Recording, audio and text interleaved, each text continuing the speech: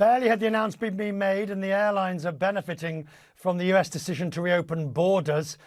The Lufthansa says it saw a 40% jump in bookings compared to last week. Virgin Atlantic says US bookings rose more than 600% overnight. It's very simple. You will remember travellers need to be vaccinated and present a negative COVID test. Transatlantic travellers also seem to be shopping for hotel rooms. Axel Hefer is here, the Chief Executive of Trivago. Good to see you, sir. Glad. Well, you made it. You got here, which is an achievement. And I'm guessing Trivago is also seeing large numbers of inquiries for US for US accommodations. Yeah, absolutely. I mean, so yesterday we had roughly 2.5 times the volume that we would have been expecting otherwise, just right after the announcement. And that's what we've seen pretty much everywhere. Whenever travel is possible, there is an immediate surge in traveling, or in travel demand. Where does this go now? Because we're going to move back to something, I won't say normal, but people will start to travel again. Okay, too late for the summer, but we are looking at half term and mid-term holidays in the autumn and the Christmas break. Are you expecting it to be a bumper one? Yeah, so we are expecting a similar pattern to what we've seen in the summer. So in summer, whenever a market opened up, there was an immediate spike in demand. And for the European US routes that are now opening up, we would expect a spike in relationship, business travel, and friends and family. I mean, all the trips that you have pushed out and you wanted to do for a long time.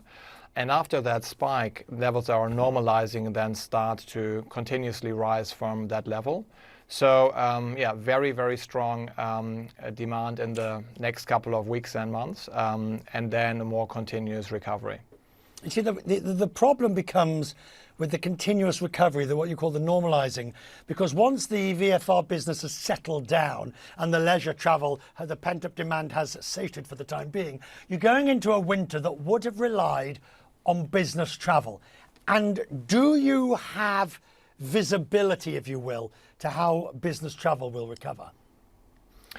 Yeah, we don't have visibility yet, but the way we are thinking about it is that there are basically two different trips of kind of business travel. One is a relationship trip where you're meeting with your key customers from time to time, and that will come back very quickly. The other one is more transactional, project updates, internal meetings, etc. And there, I think it will take a long time, even years, to go back to the old level, if at all. The damage that's been done across obviously the airlines we know about, to some extent the hotels less so, because many of them are in big chains or franchise operations. Do you see long-lasting damage having been done to the industry? I think there are two things worth considering. The one is that there is just a lack of trust in governments. I mean, we've seen a lot of very short-term actions that have been imposed, short-term quarantine restrictions in many situations over the last 2 years. And I think there we will need a normal year where all of us actually see that the governments are more stable in their actions and that it is more predictable to travel and to return. The other one is obviously there has been a huge damage, financial damage to the industry, and from our perspective that will lead to a cost pressure and consolidation. Over the last couple of weeks I've spoken to numerous hotel company CEOs, and they are changing the product. So lifestyle rooms, rooms that can be changed between work and sleep, meeting rooms, all these sort of things are part of the new norm for the future. What do you see as the new norm for the guests? If one can extrapolate, if you can generalize, can you see a trend? I think it's too early to tell, and it will be different by destination.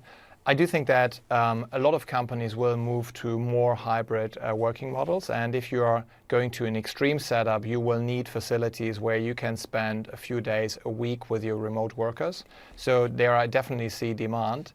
On the other hand, a large part of the workforce is not working from home and cannot work from home, so it will be a bit mixed depending on the specific destination. I'm very disappointed in you, Axel. Extremely disappointed tonight, I have to tell you. I mean, last time we spoke, we'll show the video, you'll remember, I thought, brilliant, there we go, Victor arrives. I was I was hoping that Victor was coming with you to the United States on this occasion. How's he doing? I mean, he's back in school, which is obviously very, very good for him.